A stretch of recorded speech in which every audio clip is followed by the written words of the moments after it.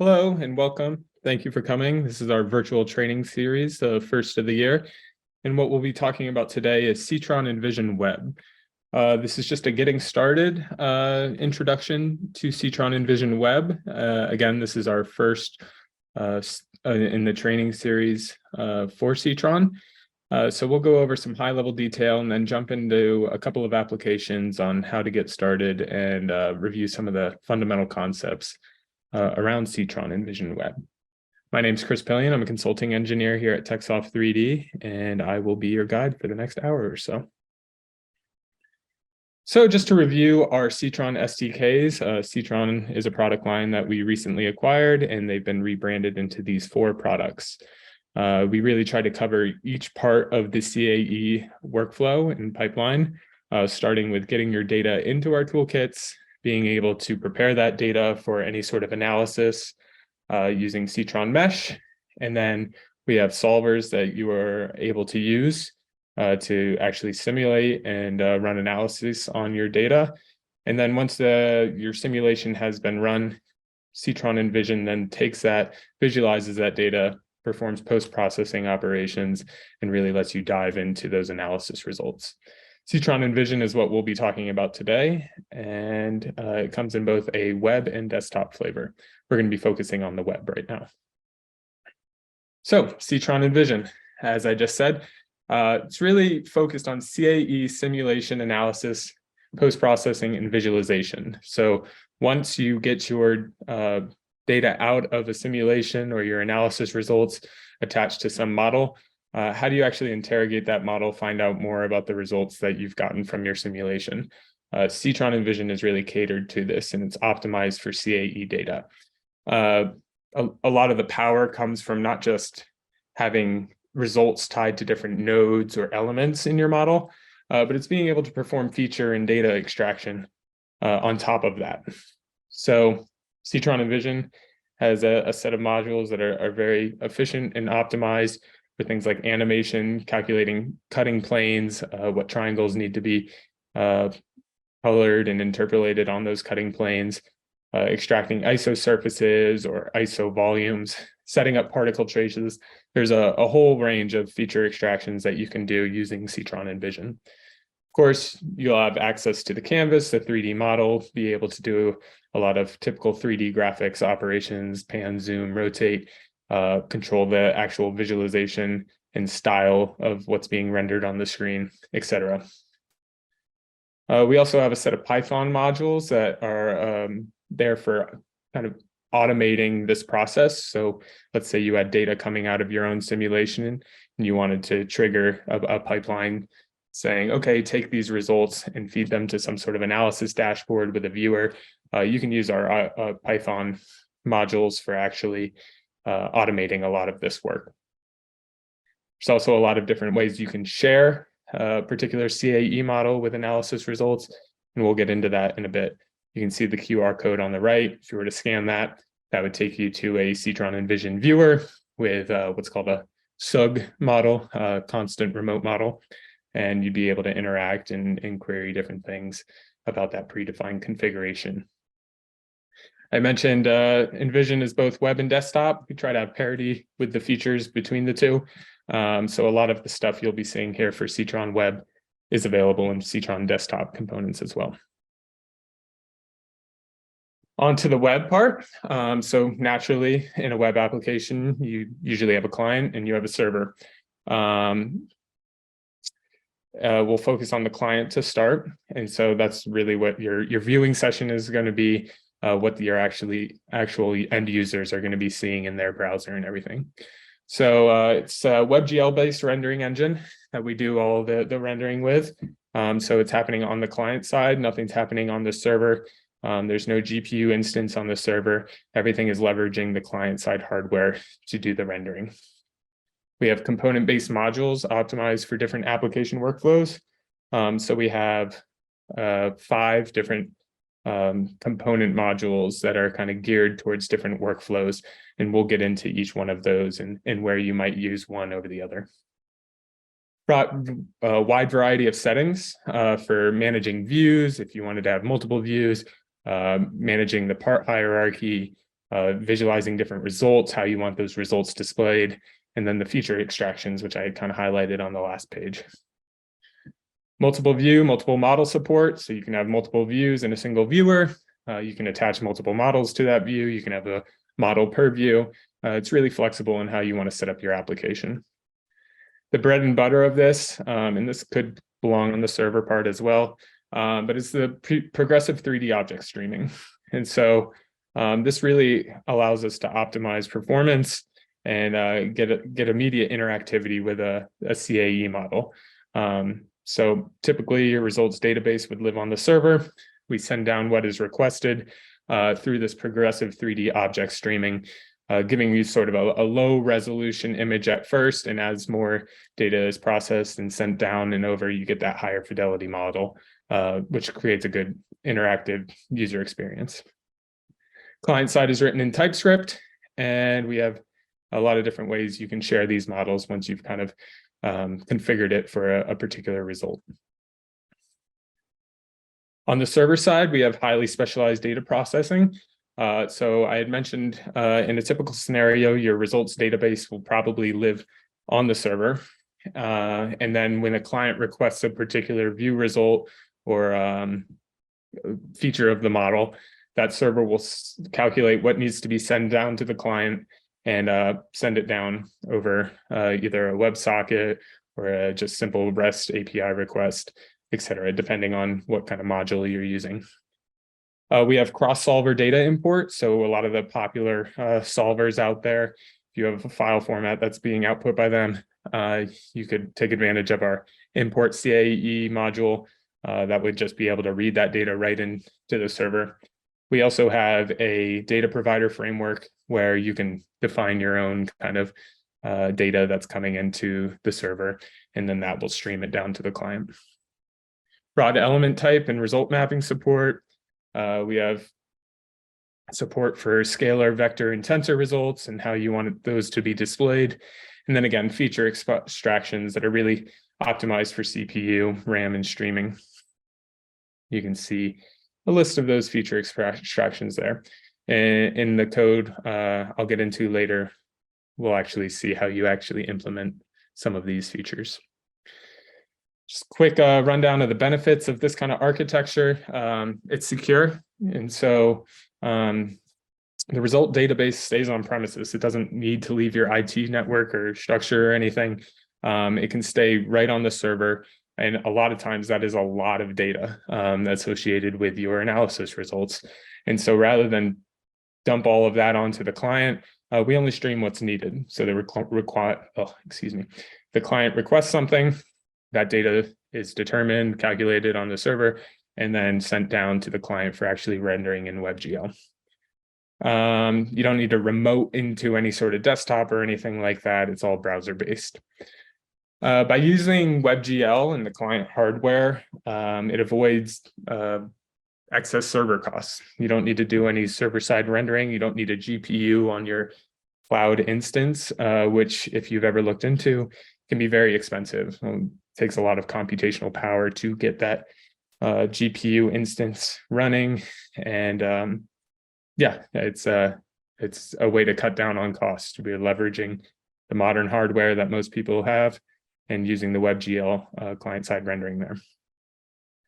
And with our 3D progressive object streaming, there's no lag or latency involved, and so you get immediate interactivity, fluid interaction, almost just like you're on a desktop.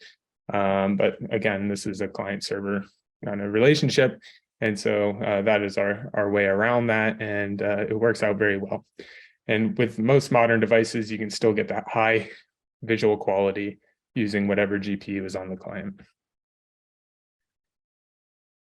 So here's a picture of the CAE team there. So we're a relatively small team, despite being a part of the greater TechSoft 3D ecosystem. So we're very agile and responsive. Most of, if not all of us, are developers, and so we understand what makes a good developer experience. And CEETRON Envision Web is very unconstrained in terms of what development environment you want to use. Really, the only requirement is an HTML canvas. in your HTML. And other than that, your tech stack is pretty flexible. So you can see we have different samples for Angular, React, Vue, Svelte, all sorts of popular front-end frameworks. Doesn't really matter. You should be able to leverage any of these libraries or frameworks and plug CEETRON Envision right in there. Server side, we have cross-platform support for Windows, Linux, Mac OS, and we have some Docker images up on Docker Hub as well that you could download and run the server in a Docker container if you'd like. You can either write in JavaScript or TypeScript, up to you. There are a lot of the client side APIs, and even the server is done using Node. And then, as I mentioned before, we have Python automation as well, if you're interested in that. Our team is very reactive. If you need any sort of fix or anything, we are a small team, we're agile, we're able to get you the support you need. And we have a very high release frequency as well. And we like to think we set up everybody with a pretty friendly environment to get started. APIs are intuitive and strictly defined. We have good documentation of those APIs, and we provide a lot of sample code or sandbox applications to help kind of bootstrap you into your application development. Here's an example of kind of the most used architecture in CEETRON Envision.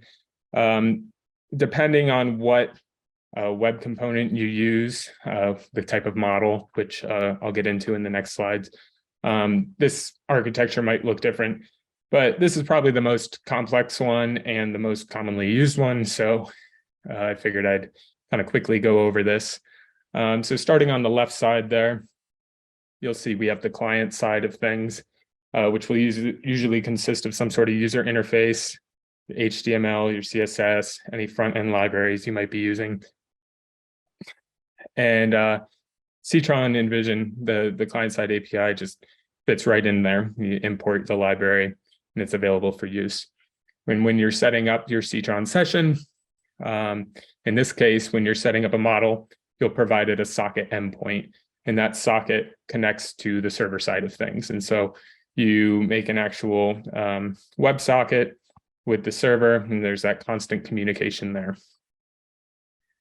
The client would then request data from the server, saying, I want to see these sorts of results for this time step. That gets sent back to the server. The server then interacts with the analysis database, figures out what exactly needs to be computed or sent down, what triangles need to be visualized on the client side. It sends that to the 3D progressive object streamer to figure out what data needs to be sent down first for that good interaction. Maybe send down some low resolution images, and then we'll progressively make that higher fidelity. And yeah, all of that is given to the streaming server, which then is streamed down to the client. Once it has the triangle information on the client, that's actually given to WebGL, which performs the rendering within CEETRON. You can see on the right here the different web components that are a part of CEETRON. So there's a global module, a few different kinds of models there: remote model, constant remote model, unstructured grid, surface grid, geometry model, and some markup and utilities. We'll get into each of those on the next couple slides. So the different modules here kind of highlights some more than others. The global module, this is going to be used basically in every application, regardless of what kind of model you're using further downstream. And the global component really manages a lot of the high-level things, such as your cloud session, the viewer setup, connecting that with the canvas element of your HTML, instantiating different views, things like that. It also has base classes for colors, vectors, matrices, rays, things you're going to see in any sort of 3D graphics application. There's also markup modules, different utilities for convenience functions and use in some of the other models or feature extractions, as we'll see. The remote model, this is the architecture I showed on the last slide. It's that C.UG namespace you see there. UG stands for unstructured grid, but we're going to refer to it as the remote model. And this is the kind of model that supports a full post-processing session on the server. And so your results database of your CAE model completely lives on the server. And when the client requests a particular result, the server computes what needs to be shown, sends it down to the client, and then the client does the actual rendering. This is done, again, using the 3D progressive object streaming, which gives you that immediate interactivity and nice user experience. A lot of the feature extractions that I had mentioned before are all computed on the server. So the server is doing the work of what needs to actually be sent. And because of that, you cannot use this kind of model without a UG server. And so you need to have a UG server running, and it actually requires a unique session per concurrent user because that WebSocket is being set up with that particular server.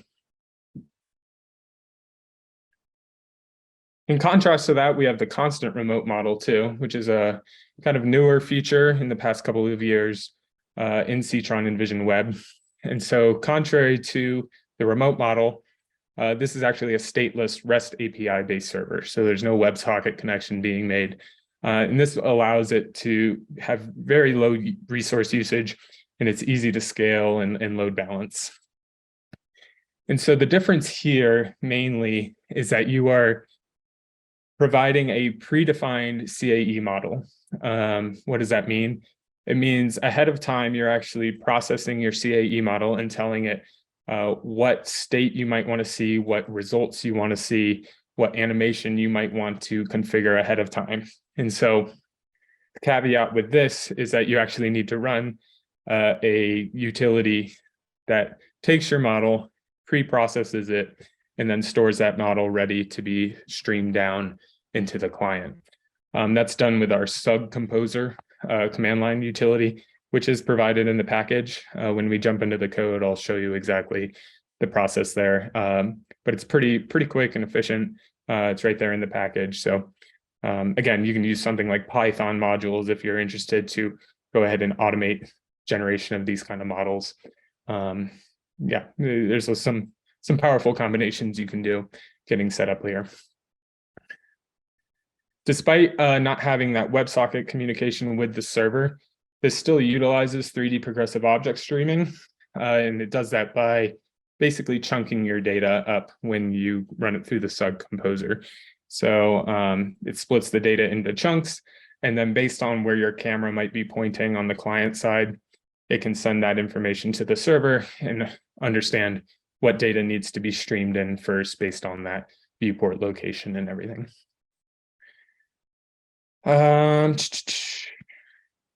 The geometry model. So this is a client-side module suited for models with only geometry or simple scalar results. And so this is what you might think of if you're going to just author geometry from scratch, give it the vertices, give it the triangle indices, and instantiate a mesh, say, on the client side. There's a lot of kind of optimizations here that does the rebatching of parts and optimizes the renderer so it can really handle a lot of parts as a part of this geometry model, which is the only model type with this capability. You can also combine it with the server to take advantage of that 3D progressive object streaming. So if you wanted, you could set up this geometry server on the server side and actually get that streaming in for even better performance and interactivity. It's optional. You can do it on the client side, or you can use the server for the streaming. This is also stateless and REST API based if you use the server. And there's a lot of support for different data stores. Last module here, I won't spend too much time here, but it's basically a module that's suited for surface elements. So unstructured surface grid elements. Does a lot of the same stuff. It's just client side.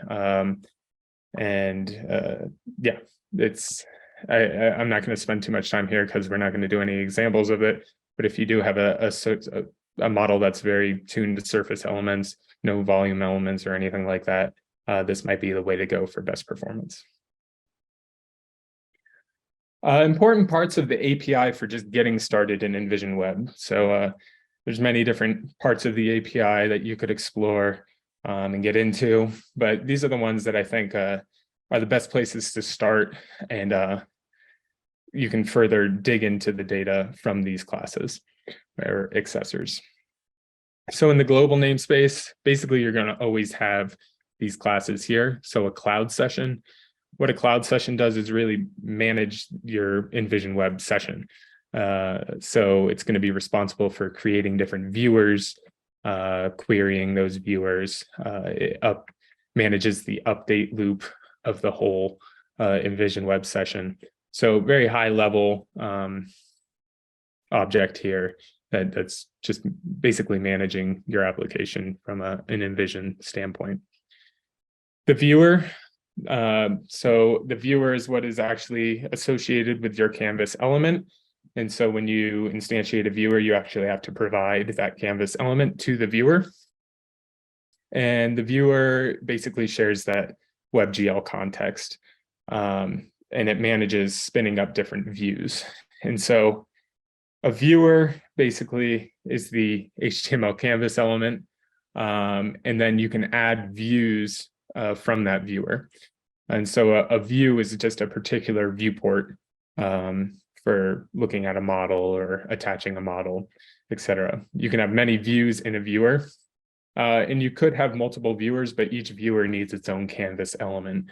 The benefit of using multiple views within a viewer is that the WebGL context is actually shared between them. And so you can reuse, say, model data between different views and the actual triangles and everything. It's a lot more efficient to do it that way than have different WebGL contexts set up with different canvases. The geometry model. So the geometry model object is actually pretty important. It's what's kind of the root of exploring different things in this geometry model is. We also have some convenience functions for generating meshes. So you provide vertices or triangle indices. These functions will basically generate that mesh for you. Excuse me. Parts. So the geometry model, as you add these meshes, you can organize them into different parts. And so you can create kind of a part hierarchy, if you will, and associate different part settings or displays with different parts of your geometry model. And then the part settings itself, this is really just controlling the visual style of that part. So colors, whether to display the mesh or not, whether to display it as an outline, things like that. The remote model, you have the actual remote model object. And on there are two pretty important accessors, the model directory and the model spec. The model directory is basically a table of contents of what is available to visualize from your results database. So when you actually set up the socket connection between the server and the client, the server actually provides the client basically what is available in this results database. I have these sets of scalar results, maybe velocity, pressure. I have these vector results, these tensor results. And basically generates this table of contents. So you can use the model directory to figure out what is available to actually set on the model spec. And the model spec is what you want visualized on your model at any given time. So there could be a lot of different results associated with different nodes and elements in your model. Which ones do you actually want to see at this given time? You define that in your viewer with the model spec accessor. We'll see examples of how to use this in code in a bit. And again, there's part settings that you can control for visual styles and things like that.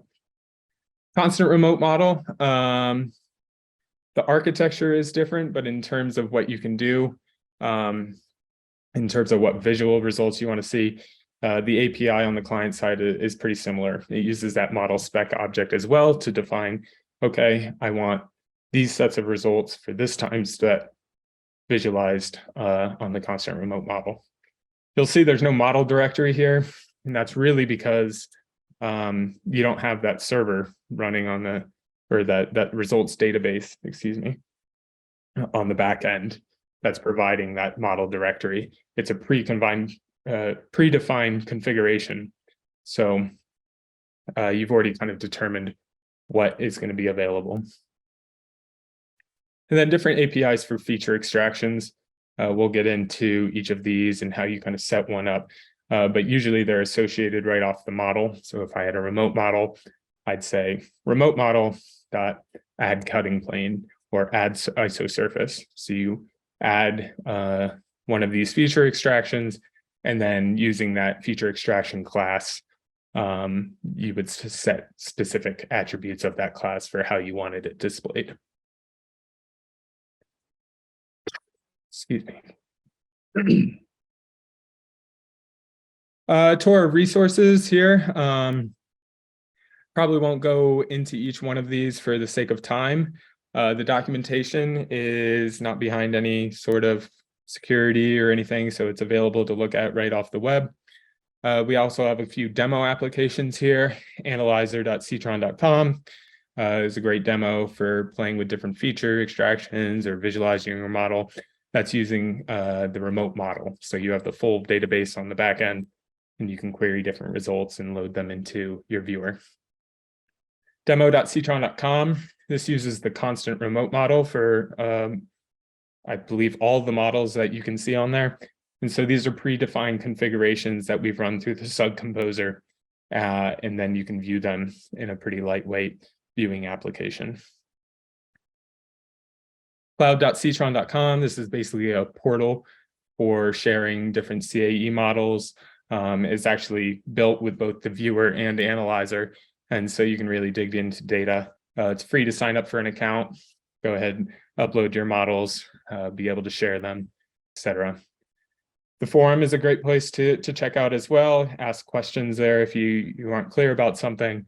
Maybe comb through it, see if there are any answers to questions you might have already on there. Just a nice place for general information, announcements, or different questions. There's also a CEETRON Docker Hub with different images on there. For example, we have an image for the UG server or different examples, all sorts of different images. I encourage you to go on there, check it out if you're interested in deploying on Docker. And there's instructions for how to get running with each of those images.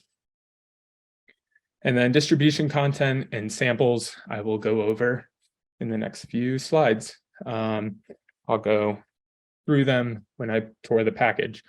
So let's actually get to some coding here. I'm gonna stop sharing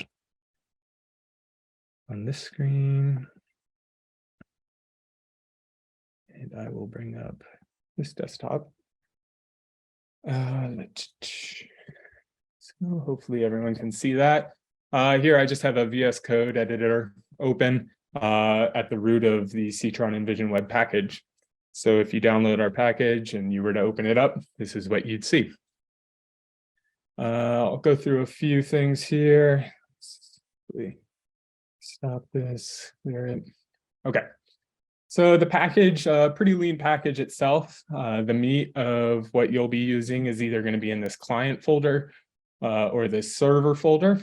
And some of this other stuff is just additional resources to help get you going. So if we poke into the client folder, just two files here. We have the type definitions file, great file if you want to just poke around the API, see how things are typed and what the API really looks like. Good file, and it also helps provide IntelliSense in editors if you wanted to reference it at the top of your file. And then the other file is just the minified version of the JavaScript library.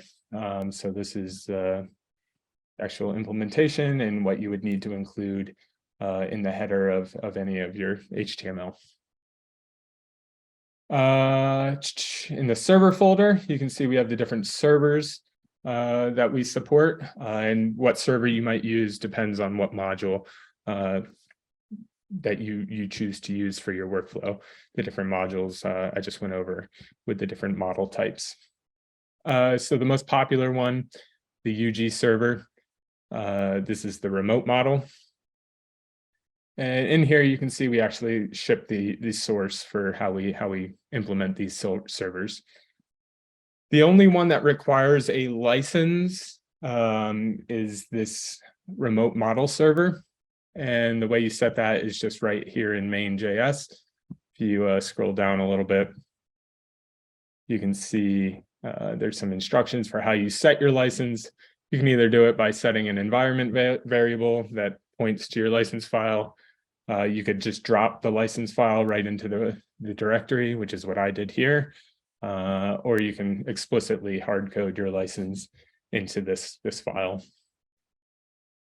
And once you have your license in there, that should enable you to be able to run this server and make the WebSocket connection with the client API. Also have the geometry server. So again, this is an optional server. You can do a lot of this with the geometry on the client side. But if you wanted to leverage the server and get that progressive object streaming, you could leverage this server. Then we have the SUG server, which again, doesn't require a license. However, we mentioned you kind of have to pre-process this data and give it a predefined configuration using the SUG composer.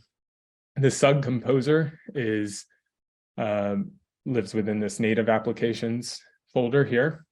And you can see we have binaries for Linux, Mac, Windows, depending on how you want to run that. And in each of these is just a command line utility that you run. When you run this utility, you do have to provide a license. So that's kind of where the barrier of using the SUG server and making sure you're appropriately licensed comes in.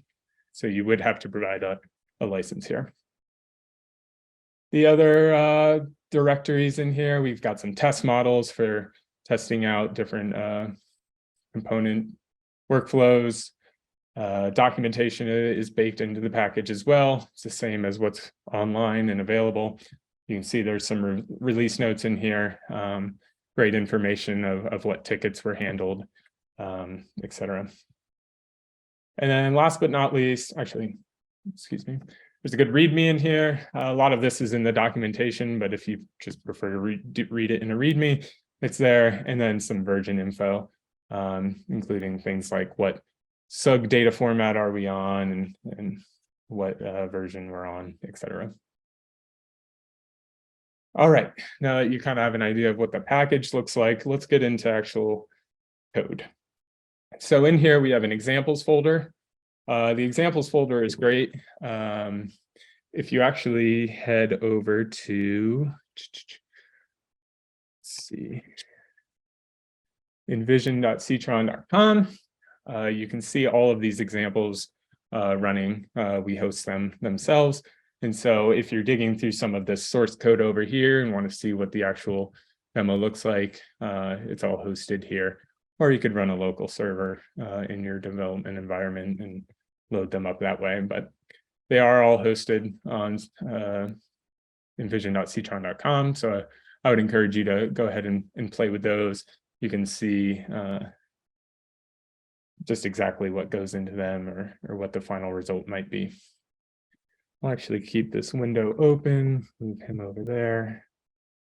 Make this guy a little smaller. We're going to be spending time, backing up.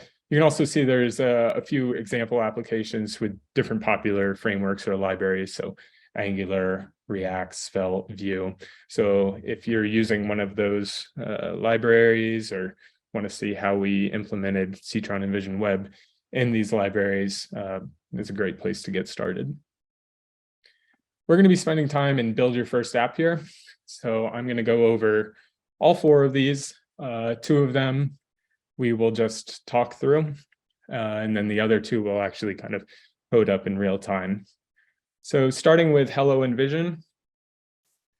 Let's see. I'm going to actually run a server here. close those examples, jump into build your first app. Here are 4. So Hello Envision.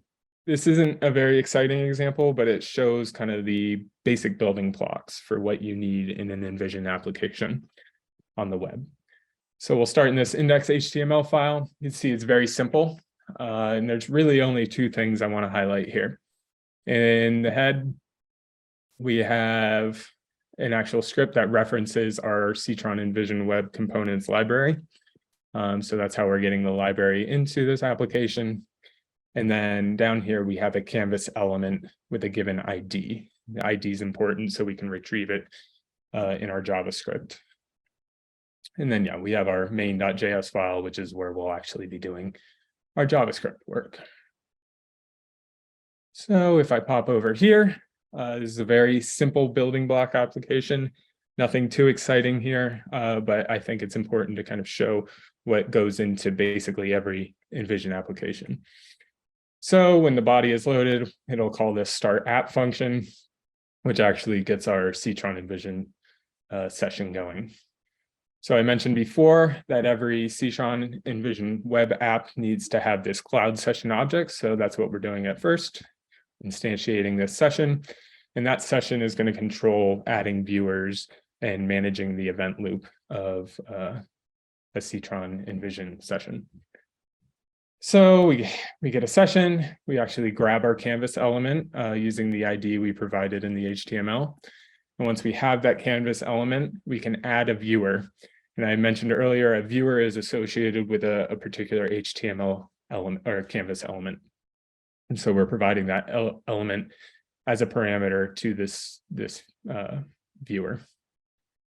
If there's an error, we'll throw an error here. So now that we have our viewer, we can go ahead and start making views. Again, a single viewer can have multiple views associated with it. In this case, we're just adding one single view. Then we're creating a model. I'll get to that in a second. And then once that model is created, we're adding that model to the view. So if you had multiple views, you could add this model to each view, or if you had multiple models, you could add them all to a view. Again, very flexible on how you do this. Jumping back into create model down here. Very simple model using the geometry model. So we're doing this all on the client, authoring the mesh. So we create a new geometry model. We define some vertices, some triangle indices, and then we go ahead and add a part. So we have our geometry model, we're adding a part, and then we're going to give a mesh to that part. And so we say part.mesh equals the mesh return from this mesh index triangles using the data we provided. This is just going to make a tetrahedron, a red tetrahedron. And then you can see on the part, we're actually setting some settings here, which is to display it as red. We do the same thing with the quad down here, make it green, called that mesh index triangles function. And then once we have all of our parts, so we have 2 parts, a part of this model, we go ahead and return that model and add it to the view. The last part here is actually doing the update loop for Envision Web. So we use this request animation frame, which is a pretty popular way to do these kind of frequent rendering updates. And so the request animation frame actually ends up calling session.handle animation frame callback, which actually does all the background updating and animation, streaming, different things like that, and gets everything in sync, and then it runs on a loop.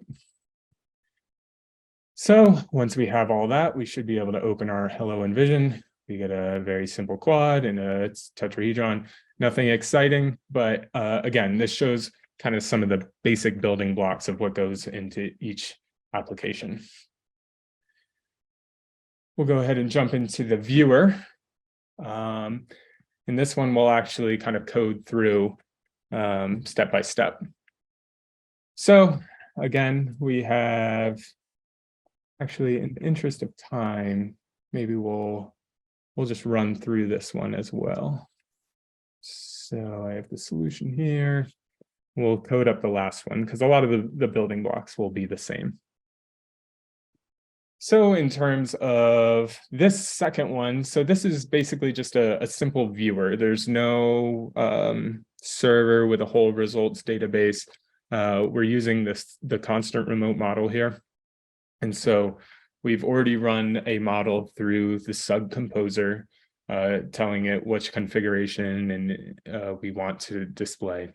And so we actually have that model sitting over here on cloud.ceetron.com, and we have the name and everything. But in this case, a lot of the starting APIs that you need are exactly the same. So we set up a cloud session, we get our canvas, we add a viewer with that canvas, and then we add a view. Usually the next step will be adding a model. So we go ahead and set up that model. We instantiate a new constant remote model. We add that model to the view. And then we want to actually say, tell the model object to open a particular model. So we provide the server URL where that model is living. Actually give it the model name that we're requesting. And once it's loaded, it'll call this callback here. So we open the model and then we get the camera associated with the view, and we call this model.set guiding camera with that camera that we have. So what this is doing, because this is the constant remote model, we're trying to give the server the information of what do we want to stream down to the client first. So by setting this guiding camera, we're saying, okay, use this camera as a reference point for where we are in the scene. And then when it communicates with the server knows where that camera is. It knows what data needs to be in front and what needs to be prioritized first. That's what this is doing. And then we're just setting up a default camera and camera settings here. So we get a nice view of the model as we want to see it. Down here is the update loop again, completely the same as last time. And this is just going to be unchanged for basically every app we have. And then we have a little start animation function. So this sub model did have an animation predefined, and we're going to go ahead and visualize that animation when it's done. So again, pretty simple, same basic building blocks. We pop over here into viewer. We can see we've loaded that sub model. It's all coming in. And this is actually the sub model here with this results database, with this result being visualized for this first time step. So that's the analysis data, and then you can pop over and see the other geometry associated with this model using the geometry module and everything. There's no results associated with all this, but they're parts of the scene and help provide context to what this actual results model is showing. So that's loaded into the scene. I have interactivity here. I can move them all around, pan, zoom, rotate. You've got your gradient here on the left showing the results values for the strain. And I mentioned there's a animation involved. If I go ahead and click start animation, it starts going through each frame. It's getting that data from the server, and then it caches that data. So you can see after it ran through the first cycle, it's now running a lot faster through all 65 frames, showing the results of this boat moving around as the water moves. Pretty cool. All right, on to the third one.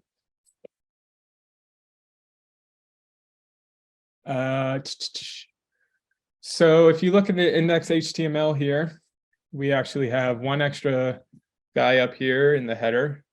And this is providing the library for socket.io. So in this example, we're going to be using a UG server, which has a full results database on this server. And I had mentioned in the architecture for this one, it actually sets up a WebSocket between the client and the server. So we're including the socket.io library to set up that socket, and we'll see that in the JavaScript. And everything else here is pretty much the same. We added a few buttons down here to actually call some different functions that we'll be setting up. But the HTML, again, is very straightforward. That's still the viewer code. All right. So once again, we have the same building blocks for this application. Put that pencil down, just broke.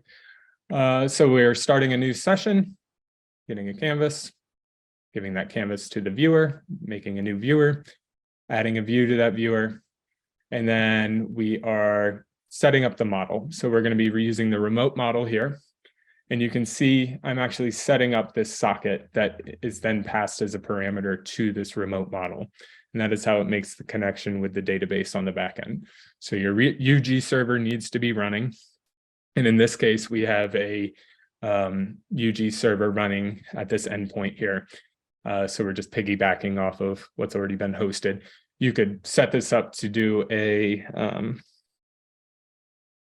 local host configuration right out of this package and everything. You would just need to point to the port it runs on and everything. But yeah, also very simple to do. So you get that socket set up, your model now has this connection to the database, and we go ahead and add the model to the view. Once the model has been added to the view, we request what model we want to open. So we're going to be opening this poppet valve sample. And then again, this animation frame callback, request animation frame is completely the same as we've seen in all the other ones. So the difference here is we go to first post processor, you see the model is streamed down. There's no results actually attached to it because we haven't told Envision Web what we actually want to visualize on here. And so again, the results are sitting on the server waiting for something from the client to say, give me these results. So if I actually click this button and toggle first scalar result, you'll see the velocity magnitude for this part as the air moves through this valve. The higher velocities in the red and orange with the slower velocities down here in blue. So yeah, it's given us our first result. How did we do that? Well, if we come over here, we use this model spec object. So again, the model spec tells it basically says what we want displayed on our model in the viewer. So we get that model spec, and then we check if there's any valid fringe result ID set on that model spec. If not, which it would be -1, if not, or something less than 0. We go through and we reference this model directory, which again is like the table of contents. So we say remote model directory. That's going to say we have scalar results, we have vector results, we have these time steps, etc. We're referencing that, and then we say, okay, what scalar results are available? And we're taking the first index of those scalar results. And then we're just providing the ID of what these scalar results are. And so we're setting this fringes result ID based off what we're finding in the model directory table of contents, which in this case, this first scalar result array is the velocity magnitude. If I were to say change this to 1, I happen to know that there's another scalar result associated with this model. If I toggled this is actually toggling the second scalar result model.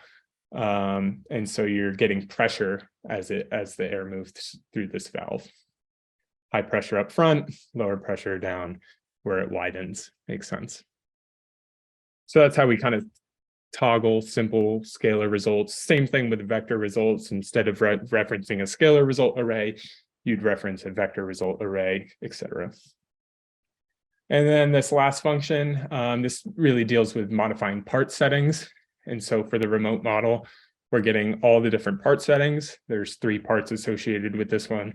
So I would expect 3 different part settings array or part settings objects to be coming back. And then we're just setting the draw style based off this simple surface mesh or surface. So it's showing either the mesh or not. So if I toggle this, you can see I can actually see the analysis mesh associated with this particular part. Okay. So that's 3 out of the 4. Let's actually try to code through this final one and see how far we can get. So what we're going to be doing in this one, let's see what comes up if I just, okay. So I have a blank viewer because we haven't coded anything up yet, but I just wanted to show what buttons are down here and what we're going to be trying to achieve. So this is another post-processing session. We're going to be using the remote model again. And the remote model on the server is going to be calculating a lot of these feature extractions, sending it down to the client. So we'll showcase the scalar result again. We'll take advantage of different part settings based on what we want to visualize the model as, either a surface, mesh, or outline. We'll be setting up a cutting plane, setting up an ISO volume, and lastly, dealing with some particle traces, how we set those up and animate them. So right now we're all blank. Over in the HTML, you can see we just have some buttons associated with each of these. We have our canvas again. And again, up here, we have the socket library and the CEETRON Envision web components library. Close this guy. Okay. So here you can see I kind of have the skeleton for what we need to do. And let's walk through exactly what is needed. Set up my reference just in case I get stuck. Okay. So every application needs that cloud session manager. So we'll go ahead and start out with a new C cloud session.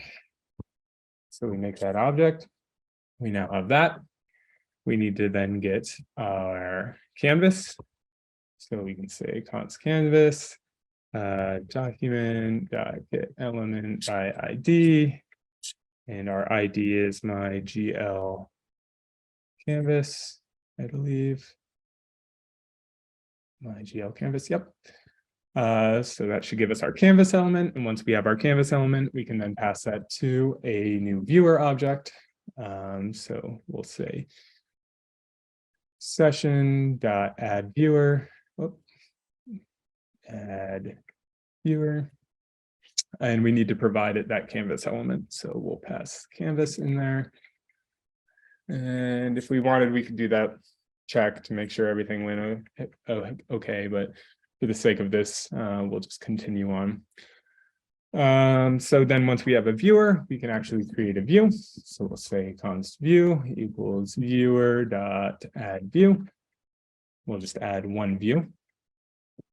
And then we need a model. So you can see up here globally, we've defined the remote model just to make it easy for these functions to have access to them. In your application, you might encapsulate this a little better, but for now, just using this global object. So we'll say remote model equals new c.ug remote model. And we need to provide some sort of socket here. So we need to set that up as well. We'll say socket equals IO. And then we need a server endpoint, which we will use what we did in the last one. I'm just going to come over here and grab it. Actually, I'll just copy these 2 lines, period, for the sake of time. All right. So we're reaching out to this endpoint, which is running the UG server, and then setting up this socket object that we then pass to the remote model. Then once we have a model object all set up, we can actually open a model. So remote model, open model, pop it valve, type, VTFX. All right. So if I were to run this now, I believe I should get nothing because I did something wrong. Let's see. I never added the model to the scene. Okay, so we will say view.add model, remote model. There we go. Fix that problem. So now we have our model. Again, no results. If I were to press any of these buttons, it wouldn't work just because we haven't set any of that up. So we have our model, we have our update loop here. Let's get to actually getting some results in here. So similar to what we did in the last one, we could toggle the first scalar result. And what we need to do that is a model directory. So we can say model dir equals remote model dot model directory. And we'll also need the model spec. So remote model dot model spec. Now we have these two important objects. Again, model directory is going to give us our table of contents. Model spec is going to toggle what's actually shown at any given time. And we can do the same thing we did last time. So we can say if model spec dot fringes result ID is greater than, or no, let's say it's less than 0. So if it's any sort of negative invalid value, we'll go ahead and say model spec, we're going to actually set a fringes ID, result ID.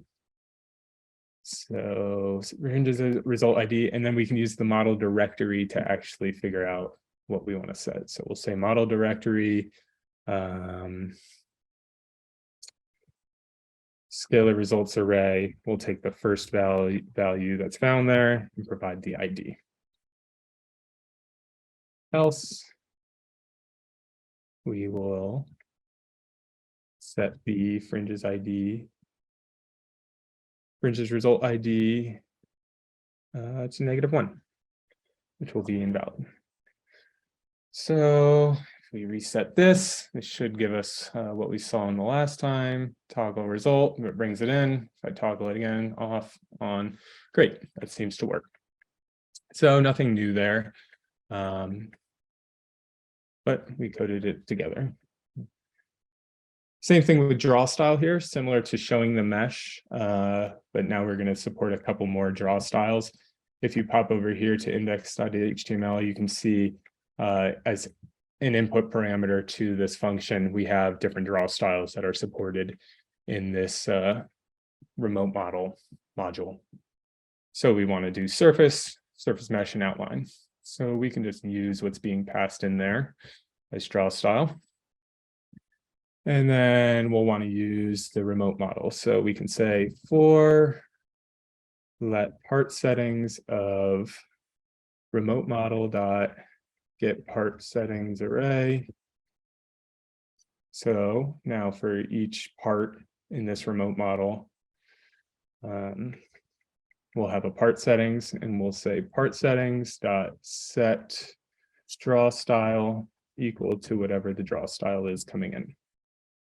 So for all parts, we should set them now to different draw styles. So if I go over here, I click mesh.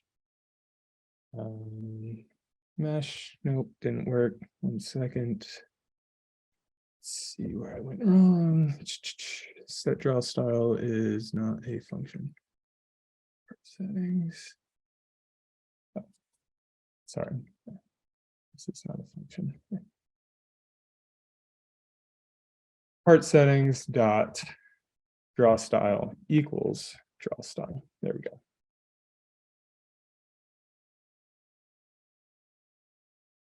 Mesh, we get the mesh, we click outline, we get the outline, we click surface, we're back to surface. So set draw style seems pretty good now too. Let's get into actually a few different feature extractions. So toggle cutting plane. So we have some instructions on what we're trying to do here. And the pattern for kind of setting up a lot of these feature extractions is pretty similar. So whether it's a cutting plane, an iso volume, particle trace, you're going to be instantiating some sort of feature extraction off the main model, and then setting up the specific data needed for that feature extraction. So let's start with cutting planes. So what we'll do is we'll say let cutting plane equal remote model dot. And look, you can see the different kind of feature extractions here: add cutting plane, add iso surface, iso volume, add particle trace group. So these are all functions off that main model. We'll say add cutting plane, doesn't take any parameters. And then we'll set up the actual cutting plane, the data needed. So cutting plane, we need a point, and we need a normal. So this is asking us to set up a cutting plane in the center of the model in the X direction. So in order to actually get the model, we can get the model bounding box. And then that bounding box, you can get the center of. So we now have the center of our model here being used as the point. And then here we can just set up a new like 3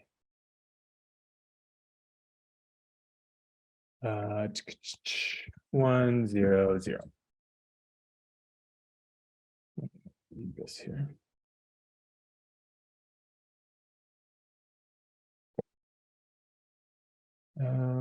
So that didn't display because I probably have some sort of error somewhere.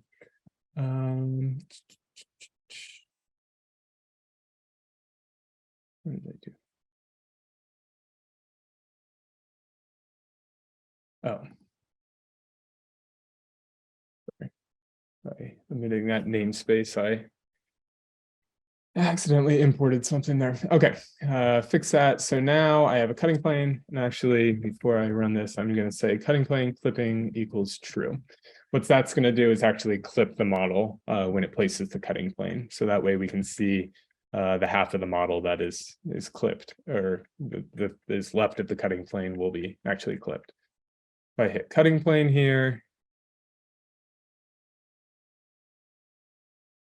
nothing will happen.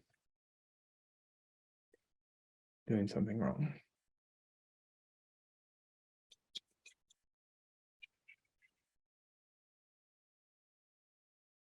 Bounding box, get center. That's good. That's good. Plane clipping. It's true. Oh, I didn't save my file. That's why. Okay, so now if I hit cutting plane, it clips the model. So it was putting a cutting plane there. There's the effect of clipping or not.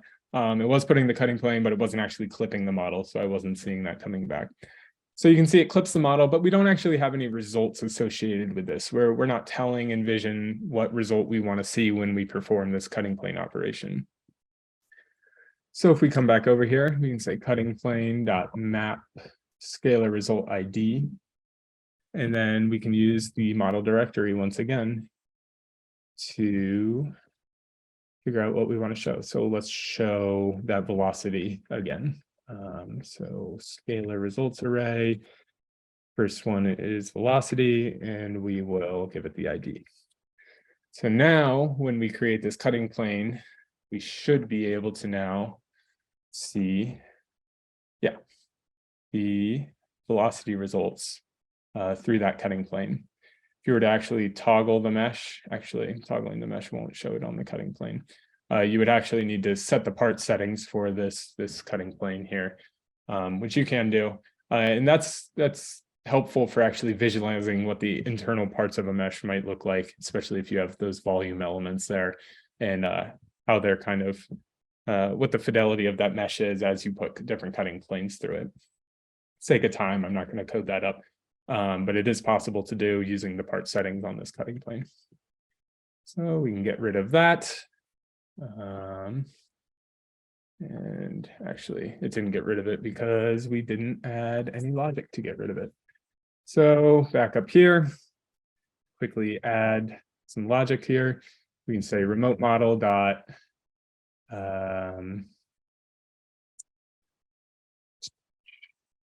cutting plane count. If remote model dot cutting plane count is greater than 0, we'll go ahead and just delete all cutting planes. So now when I put a cutting plane in and I toggle that,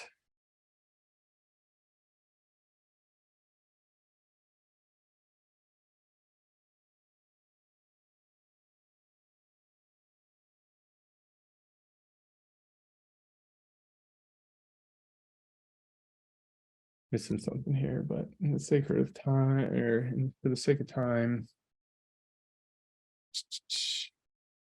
I think I will just move on. Oh, because I'm going through that and then I'm actually re-putting the cutting plane. This needs to be in an else. That would be why. Okay. Cutting plane. Boom. Boom. Okay, that was my problem. So we've done the cutting plane. Same things for the ISO volume. So it's going to look very similar. I'm actually just going to take this code for time purposes, put it here. Rather than cutting planes, we're going to check for ISO volumes. So ISO volume count is greater. ISO volume count is greater than 0. If it is, delete all ISO volumes. And you see you can do this for any sort of feature extraction. We'll call the ISO volume here remote model .get add ISO volume. So now we've added an ISO volume to our thing, and let's actually set up what we need for our ISO volume. First thing you want to do is set what we're actually going to use to create this ISO volume. So ISO scalar result ID. This is saying what data do we actually want to generate this ISO volume off of. So remote model dot model directory again. Scalar results array. We're going to use the velocity once again. And then we're going to set up the min and max values of what we want our ISO volume to be. So let's say we only wanted to see the high velocity areas. We could do something, any values between 5 and let's say 8. Let's see if this works. So I've generated the ISO volume. You can see because we're still in this surface mesh part settings setting, it's kind of blocked out. But if I go to outline here, you can actually see the ISO volume that was generated, and it is highlighting those kind of high areas of velocity as this air moves through this valve, which makes sense for this smaller inlet area. And then as it opens up, the velocity gets slower. So that's ISO volumes. Last but not least, let's do some particle traces. This is a little bit more involved, and for the sake of time, I'm actually just going to copy and talk through it rather than code it up. But again, you can see this is very, very similar to what we're doing. So toggle particle traces. If we have any particle traces, we're just deleting what's already there. Otherwise, we're adding a new particle trace group. Same thing as we're doing with the ISO volume or the cutting plane. A particle trace group needs an initial seed point array. So by default, wherever you pick your seed location, it will calculate through the model backwards and forwards. But you do need to provide this initial seed point array. Here we have a predetermined values just for simplicity and ease.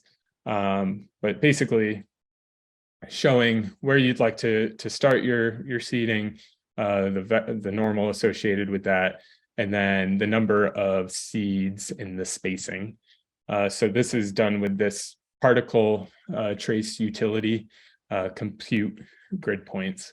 So it's a convenience function to help you set up particle traces. It's pretty nice. And then what actual vector result do we want to show or use to help compute these particle traces? So we're using the model directory again, saying give me the first vector result array, which is associated with velocity vector results. And then the actual scalar ID, again, we're using the scalar velocity results to actually color and map those values to the particle trace.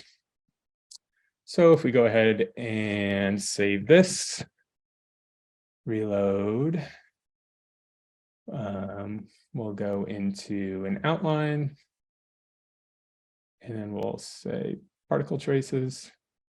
Now you can actually see the particle traces, and you can see the scalars mapped onto each one. If I were to say comment out this and do the same thing, you'd only see the vector results that are going into the particle trace. There wouldn't be any mapped scalar results on top of it. So you can see the lines there. And that's the velocity results, but again, you don't have the scalar result actually mapped on there as well. So the scalar result gives you that nice coloring in there.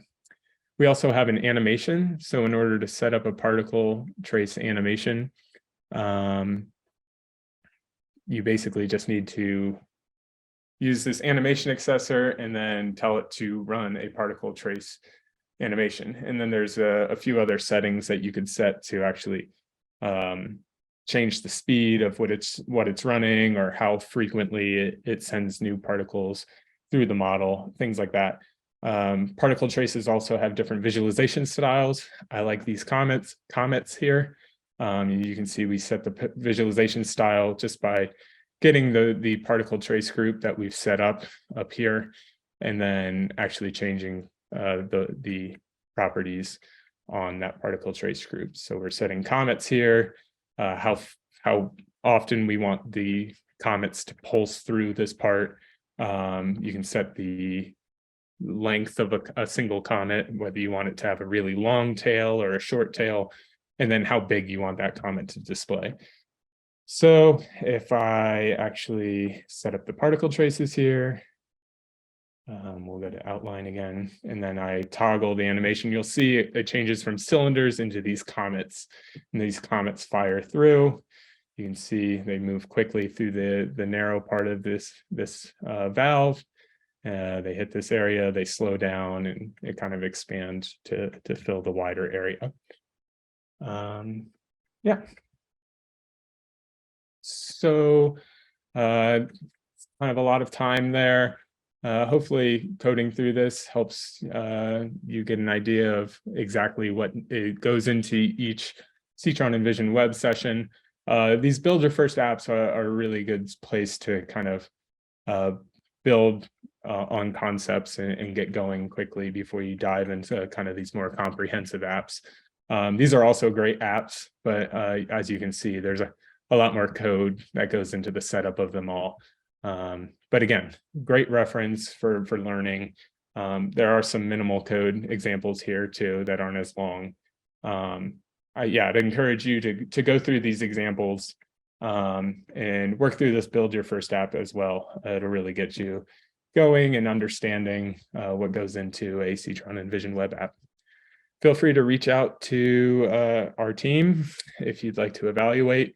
We support a free 60-day evaluation of CEETRON Envision Web. Get your hands on the toolkit, really try to build out a proof of concept, see if it's the right fit for you. And if it is, we'd love to partner with you.